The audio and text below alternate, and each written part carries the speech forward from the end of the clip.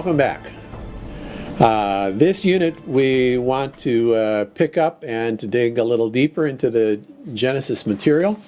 And to start with, I would like to get us reflecting on the original situation in the garden and then leading up to the fall of humanity. So we're looking at Genesis 2:8 through 3:24. The point here is the focus is on humanity as distinct from all the rest of creation. In Genesis 1:27, God created humankind in a male and female pair, parallel to Adam. Verse 27, and God created Adam, man, in his own image.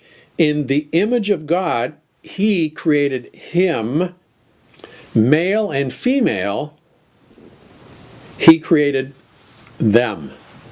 And so, this is sort of the apex of God's creative act.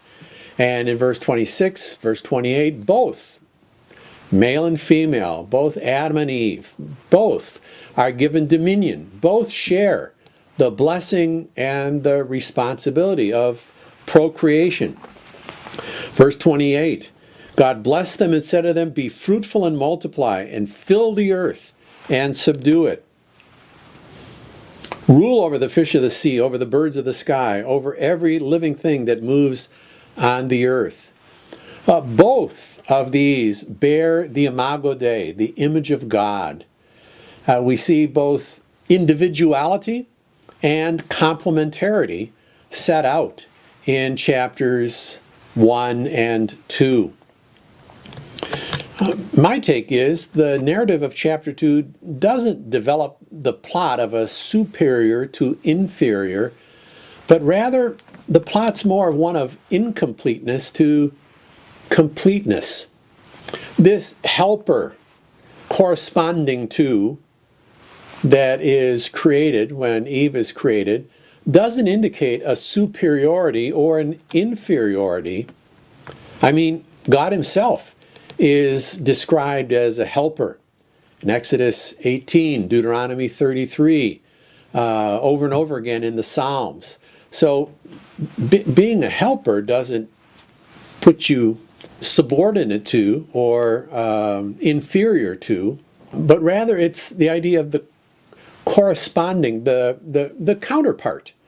And taken together, I think this notion conveys the idea of a complement, of a partner that's reflecting the mutuality and the relationality of the Godhead. And notice Adam's response in verse 23. And the man said, this now is bone of my bones and flesh of my flesh. She shall be called woman, Isha, because she was taken out of man, Ish. And you see already in Hebrew the play on words that's being reflected in this narrative. So here we have humanity, distinct from God, not divine, not even demigods like we find in the ancient Near East, and yet humanity bears the Imago Dei. Let's think about that for a moment. The spiritual approach to this question would be to see humans participating in spirit as God does. And in that case, image would be understood as sort of the metaphysical attributes and likeness as developing by grace to be more like God. Beyond the spiritual approach, a substantive approach would be to see the Imago Dei, the image of God, as reflecting certain attributes of God: rationality, volitionality, the affective domain, feeling, morality. A number of the reformers came down on this side.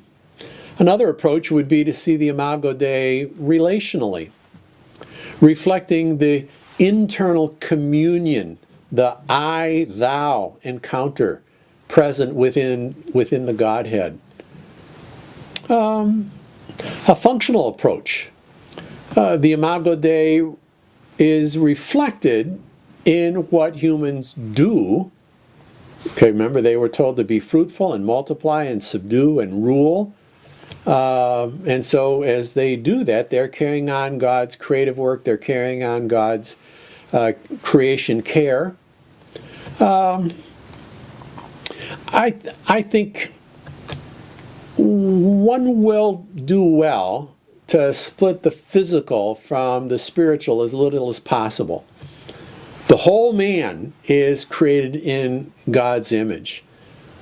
In the ancient Near East, kings posted their image as symbols of sovereignty. I guess that's still sort of a theme in the Middle East. When you go through this town or that, you can see this huge poster of the face of the president or the king or the prime minister of whatever the nation happens to be, letting you know who's in charge. But the Hebrew Bible presents God as posting humans as his image and delegating humanity to subdue and have dominion. I find it somewhat jarring, but instructive to note that to physically violate another person is to violate the Imago Dei. If I murder someone, I'm violating the Imago Dei. So there's something physical there. 1 Corinthians 6 speaks about sexual immorality. Again, violating the physical person. So I'm not sure where to go with that in terms of the physical aspect, but to say I'm not prepared to shelve it altogether. So now let's think for a couple minutes about the fall. The issue is laid out for us in chapter 3, verse 6. When the woman saw that the tree was good for food, that was a delight to the eyes, that the tree was desirable to make one wise, she took from its fruit and ate, and gave it also to her husband with her, and he ate. So what's at the core here? It seems to be natural desire.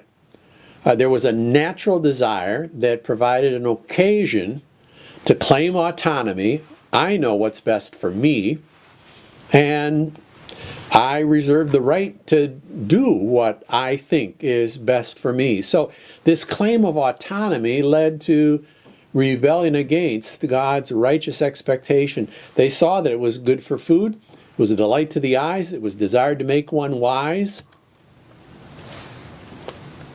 By the way, just jot in your margin 1 John 2:16 and take a look at that a little bit later and see if that same trinity of approaches of temptation is not something that you and I still struggle with. But back to what's going on here in the fall. Sin might well be defined as any failure to live up to the moral law of God in character, attitude, action. So it's not just something I do. It may be an internal posture, attitude, or it may be my whole character. As you read through the fall account, you saw that the consequences were horrendous. There were consequences to the whole human race.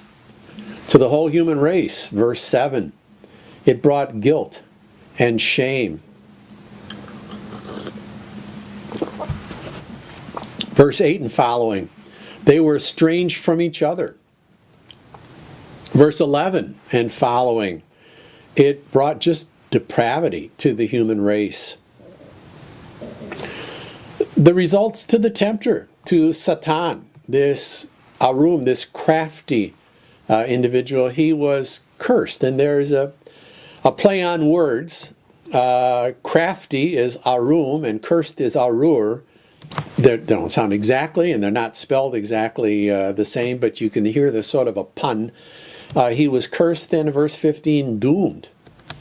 And this idea of the crushing of the serpent's head evokes images that are common in the ancient Near East. When an Assyrian king was victorious over a rebellious king, you would find, along with the inscriptions of the annals of that great conquest, that victory, there would often be pictures in that book of the victorious king standing with his foot on the head of a prostrate, vanquished king. Or in Egypt, you've got both the image of vanquished kings being painted on the insoles and I guess what's the other? The outsole, the bottom of the Pharaoh's sandals. So he was walking on his enemies, crushing them as he walked across the throne room. But also a tomb painting from Kenamun. He was a major domo of Amenhotep II. In his tomb at Thebes, again, you see this image of the victorious king, and underfoot, the enemy is crushed. So that's the image that is portrayed. It's not going to come out well for the enemy. So to the race, to the tempter, to the woman. Verse 16, there's going to be increased pain with conception. Some would argue that we have here just a figure of speech, hendiades, where I've got two words that are linked together. So pain and childbirth are simply referring to pregnancy pain. That's going to be increased. I don't know. It's hypothetical. My sense of human physiology is that had Eve born a child before the fall, there might have been some discomfort involved. But as a result of the fall, it was going to be more difficult, more challenging. Something had changed. But not only was there that physical consequence, there was also a changed relationship. Look at chapter 3, verse 16. After in pain you'll bring forth your children. Then the last two lines, yet your desire shall be for your husband, and he shall rule over you. Something's going on as a result of the fall in the husband-wife relationship. Now, what does it mean? Your desire shall be for your husband, but he shall rule over you. And this is a tough nut to crack. The term here, teshucha, desire, is used 3 times in the First Testament. And in one case, it does refer to a sexual desire. But in the other cases, it seems something else may be going on. Is this that in spite of pregnancy pain in childbirth being increased, you're still going to have that sexual desire for your husband, and that will be sort of the means that he will rule over you or dominate you? I don't know what's going on here. It seems to me that the rule of love, founded in paradise, is replaced by struggle, tyranny, domination, manipulation.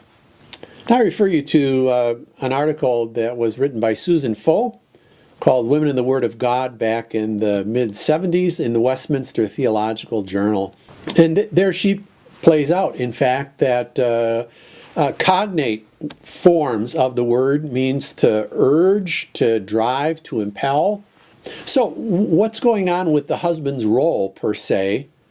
So the interesting thing I find is that not only is the word used by the same author in essentially the same context, but he uses it in a way that is grammatically and syntactically virtually identical. So look at Genesis 4:7, if you will. Genesis 4:7 to Cain, the Lord says in verse 7, if you do well, will not your countenance be lifted up? And if you do not well, sin is crouching at the door. And now here's this next line is the parallel. Its desire, that is sin's, its desire is for you, but you must master it. Now, the phrasing at the end of chapter 4, verse 7, and chapter 3, verse 16 is identical, except for person. So it's third person, its desire is for you. So the person changes, and the gender.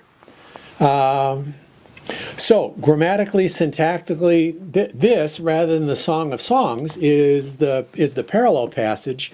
And so the reference is somehow or another, a consequence of the fall is a change in the relationship between husband and wife, between Adam and Eve. Just as sin's desire was to get Cain, but Cain needed to, again, same verb, but they're translated, rule, to be responsible in that situation. So it is in this situation. We go on and look at the consequences of the fall to the land in verse 17, to the man, verses 17 through 20. Now we get hard labor. So work was a creation ordinance, but now thorns and thistles are going to make it more difficult, more challenging to eke out a living. And then there is a consequence to God as well in verse 21. And we see there God providing the covering, and we get a foreshadowing of God's grace and God's redemptive purpose. We move on into chapter 4. We take a look at Cain and his civilization. Chapter 4, and then picking up chapter 5, verse 32 through 6:8. And something's going on there that raises a lot of questions. Let me look up that text for you.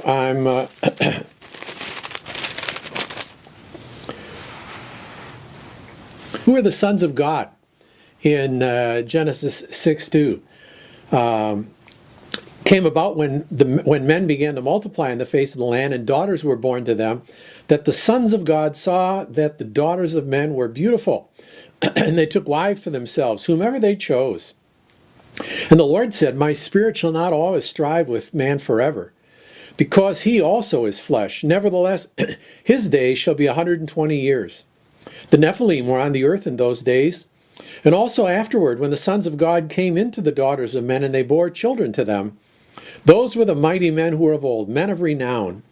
The Lord saw that the wickedness of man was great on the earth, that every intent of the thoughts of his heart was only evil continually. And the Lord was sorry that he had made man on the earth, and was grieved in his heart, and said, I will blot out man from whom I have created from the face of the land, from man to animals to creeping things to the birds of the sky, for I am sorry that I have made them. So you get this sort of de-creation story beginning. So who are the sons of God? Some argue that they're the godly line. They're the line of Seth. Some argue that they are fallen angels. Some argue that they're lesser gods in the pantheon. Some argue that they're despots. And that's where I'm going to come out. Another question, who are the Nephilim? What's that going on? Some will argue that the Nephilim are a cosmologically mixed breed. It's, angels procreating with humans, and we end up getting Nephilim. So cosmologically, they're mixed. Some argue that there's a spiritual mixing here. Believers and unbelievers. The godly line and ungodly line. Socially mixed. Essentially, the godly versus ungodly doesn't seem to fit the context. If you watch the plot line from the end of chapter 4 on, the issue seems to be that the sons of God are proud, powerful, lustful, eager for fame and fertility. The Nephilim, the Giborim, the mighty men, Are these giants? Are they angels? What's going on? In 1 Enoch, chapter 6, verse 1 and following, so here's an apocryphal take on what's happening here, maybe. It came to pass when the children of men had multiplied, that in those days there were born unto them beautiful and comely daughters. And angels, the children of heaven, saw and lusted after them, and said to one another, Come, let us choose us wives from among the children of men, and beget children. And Semyaza, who was their leader, said to them, I fear you will not indeed agree to do this deed. I alone will have to pay the penalty of a great sin. Chapter 7, verse 1. And all the others together with them took unto themselves wives, and each chose for himself one. And they began to go in unto them and to defile themselves with them. They taught them charms and enchantments and the cutting of roots, made them acquainted with plants, and they became pregnant. They bare great giants, whose height was 3,000 ells, who consumed all the acquisitions of men. And when men could no longer sustain them, the giants turned against them and devoured mankind. They began to sin against birds and beasts and reptiles and fish, and to devour each other's flesh, and to drink blood. And then the earth laid accusation against the lawless one. So here's a take, again, 1 Enoch, that seems to allude back to what we're reading in our passage in Genesis 6. Josephus, Jewish historian contemporary with Jesus, writes in his Antiquities, Book 1, chapter 3, Now this posterity of Seth continued to esteem God as the Lord of the universe, and to have an entire regard to virtue for 7 generations. But in process of time they were perverted, and forsook the practices of their forefathers. They did neither pay those honors to God which were appointed them, nor had they any concern to do justice toward men. But for what degree of zeal they had formerly shown for virtue, they now showed by their actions a double degree of wickedness, whereby they made God to be their enemy. For many angels of God accompanied with women, and begat sons that proved unjust, and despisers of all that was good, on account of the confidence they had in their own strength. For the tradition is that these men did what resembled the acts of those whom the Grecians called giants. But Noah was very uneasy at what they did, and being displeased at their conduct, persuaded them to change their dispositions and their acts for the better.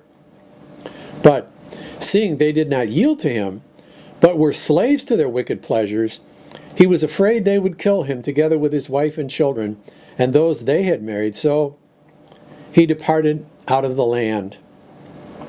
Again, in Josephus' Antiquities a little bit later, you see more of this notion that the fallen angels were, in some sense, the fathers of these old giants. We've seen it now in Enoch and in Josephus. So, there's some traction to this legend. But what am I to make of, for example, the claim in Mark 12:25 that angels are asexual? I take that to be a claim of revelation, a revealed fact. So what's going on here? Admittedly, Genesis is contra pagan mythology. It denies the pagan notion of demigods. In the Bible, these are just flesh and blood characters. Chapter 6, verse 3, look at verse 12, 13, 17. So what's the issue? I think the issue is this is another episode of human overreach out of a desire to be like God and to be immortal. Check out your concordance. The word Elohim is used of leaders. In Exodus 21, verse 6,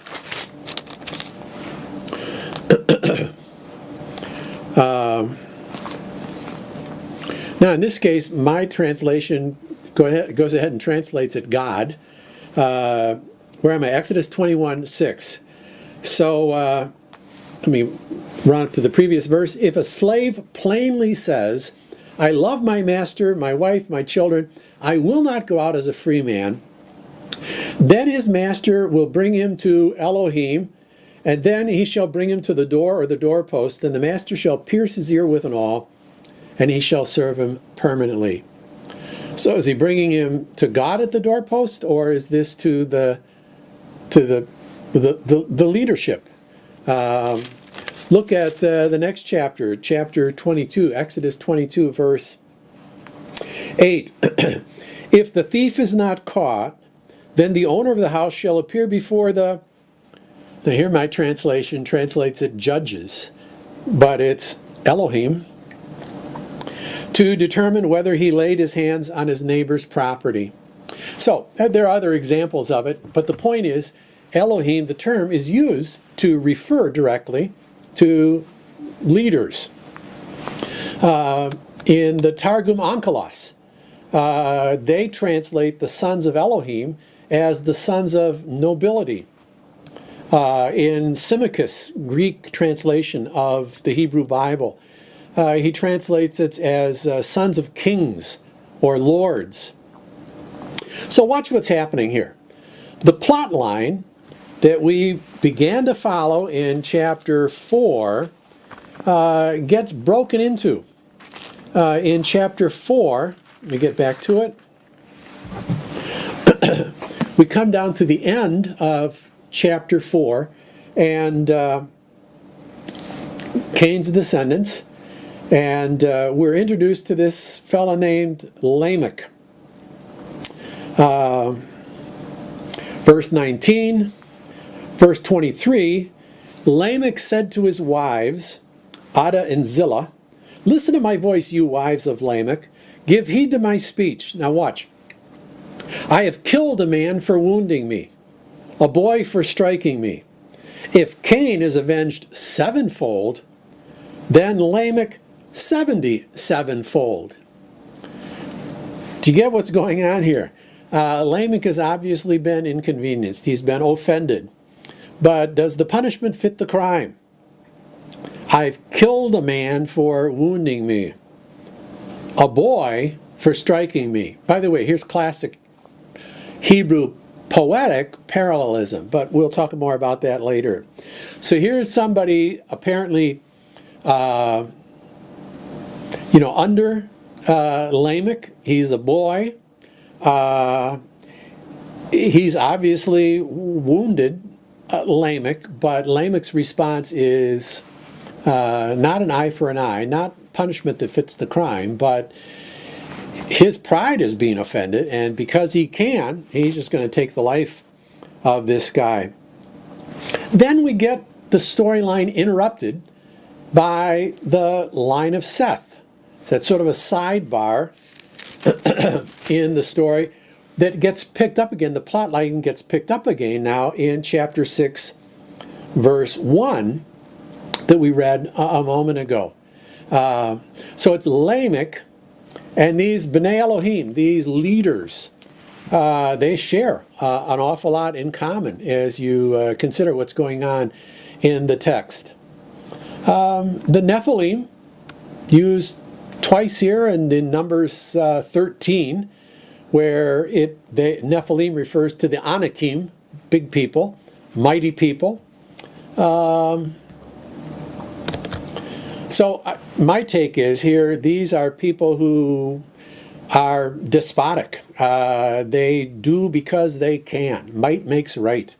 And these people who were in power saw women that they wanted to take for wives, and they took them. And so, moral and social norms were violated because they could. And things were, as the story goes on, just got more and more corrupt, and God sees what's going on inside and sees that every thought and the intent of their heart was only evil continually. Well, in the prologue we've got the flood account, 6, 7, 8, 9, Babel, and then at the end of chapter 11 we're introduced to Abraham. Chapter 11, beginning with verse 10. Now these are the records of the generation of Shem. This is the name from which we get our expression Semite or Semitic. These are the descendants of Shem.